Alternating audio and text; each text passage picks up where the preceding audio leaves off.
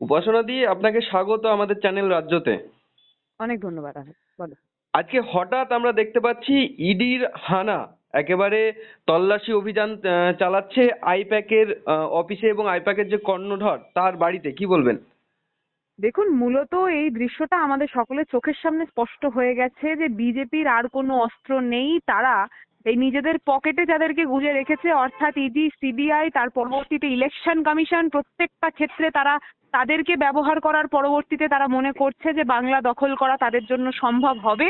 কিন্তু মমতা বন্দ্যোপাধ্যায় ইতিমধ্যে যে হুঙ্কার দিয়েছে সেটা শুনে আশা করছি আপনারা এবং আপনাদের চ্যানেলের প্রত্যেকটা দর্শক এই জিনিসটা বুঝতে পেরেছে যে আমরা কিন্তু এইটার বিরুদ্ধে রুখে দাঁড়াবো। এবং তাই জন্যই আজকে মুখ্যমন্ত্রী মমতা বন্দ্যোপাধ্যায় স্বয়ং সেখানে উপস্থিত হয়েছেন।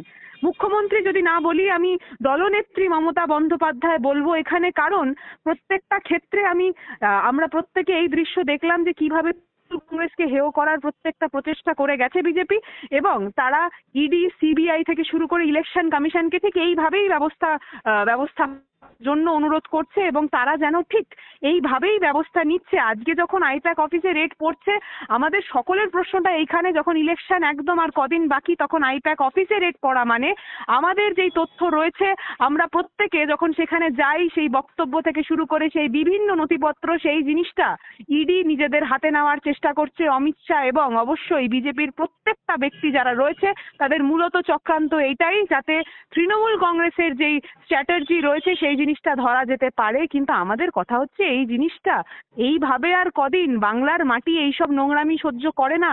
এইটার গুরুতর জবাব আমরা 2026-এর ইলেকশনে দেব। কিন্তু এইভাবে মুখ্যমন্ত্রী মমতা বন্দ্যোপাধ্যায় একবারে অমিত শাহকে নাম করে আক্রমণ করলেন, এবং তারপরে পরিবর্তে এবং মুখ্যমন্ত্রী নিজেই যে ছুটছেন বা দৌড়াচ্ছেন নিজের সমস্ত নথিপত্র হাতে নিয়ে, সেই জায়গাটায় কি বলবেন?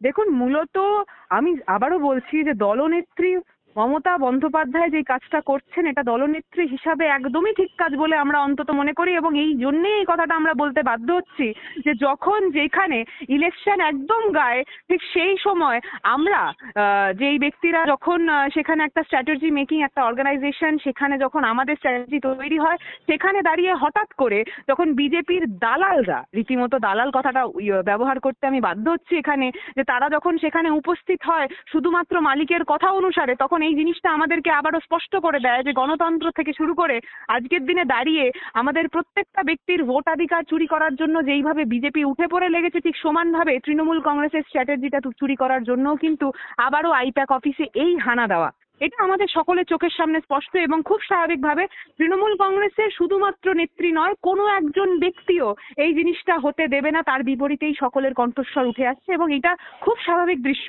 এবং এই জিনিসটা, যেই নোংরামিটা বিজেপি, শুভেন্দু অধিকারী তার বক্তব্যের মাঝখানে বহুবার বলেছিলেন, আমরা বহুবার শুনেছি যে বিরোধী দলনেতা শুভেন্দু অধিকারী তার বক্তব্যের মাঝখানে আইপ্যাকের কথাটা উল্লেখ করেছিলেন, অবশেষে উনি দেখিয়ে দিলেন যে তারা কতটাই বা নিচে নামতে পারে, কতটাই বিলো দ্য বেল্ট যেতে পারে। সেই দৃশ্যটা আবারও আজকে আমাদের সকলের চোখের সামনে স্পষ্ট হলো। কিন্তু এইটার বিপরীত প্রতিক্রিয়া বাংলার জনগণ, বাংলার মানুষেরা দেবে 2026-এর নির্বাচনে। তাই আবারও আমরা একটা জায়গায় স্পষ্ট, যে যেই দৃশ্যটা বিজেপি ক্রিয়েট করার চেষ্টা করছে বেঙ্গল পলিটিক্সের সময়, বেঙ্গল পলিটিক্সে, সেই জিনিসটা কিন্তু তৈরি করা সম্ভব নয়। বাংলার প্রত্যেকটা মানুষ গণতন্ত্রের পক্ষে কিন্তু ভোট দেবে। এর আগে আমরা একাধিকবার দেখেছি বিভিন্ন নেতার বাড়িতে ইডির হামলা অভিযান, কিন্তু সেই জায়গা থেকে এবার আপনাদের আইপ্যাকের ওপর যে অভিযান, এটাও কি রাজনীতির অংশ? অবশ্যই অংশ। এবং বিষয়টা হচ্ছে যে এটা একটা দৃষ্টান্ত, মানে এই জিনিসটা, কথাটা আমি কেন বলছি, কারণ আজ পর্যন্ত আমরা এই দৃশ্য দেখিনি যে কোনো একটা রাজনৈতিক দল এতটা বিলো দ্য বেল্ট গেছে যে এই জিনিসটা বিজেপি করছে। আমরা জানি এইভাবে নির্লজ্জতা সহ প্রত্যেকটা কাজ তারা করে থাকে, এটা তাদের আর একটা অংশ।